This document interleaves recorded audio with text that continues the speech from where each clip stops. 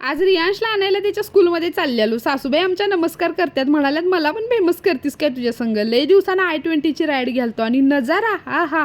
आता कोल्हापूर जिल्ह्याचं कौतुक सांगाय नको, पन्हाळा तालुक्याचं सांगूया. खरं हे बघितलं की जरा मनाला वाईट वाटते. स्कूल सगळं रिकामच दिसालतं आणि इथं पोरं बसलेली ज्यांचे पॅरेंट्स न्यायला येणार होते साहेब काय खुडमुड करालतात आणि उरलेलं ड्रायफ्रूट गाडीत बसून खाल्लं. जाता जाता आहोनी आमच्या असं वडापाव आणि मस्त गरमागरम कांदा भजी आमच्या सगळ्यांच्यासाठी घेतलेली. ही आमची ईशोडी म्हणजे माझी पुतणी. दीर आणि जाऊबाई पण पुण्यासनं आल्यात. मग सगळ्यांनी बसून वडापाव भजी वगैरे खाल्ली आणि संध्याकाळच्या वेळेला आमच्या दारात ब्रह्मकमळ उमललेली, ते पण 1-2 नव्हे तब्बल 5.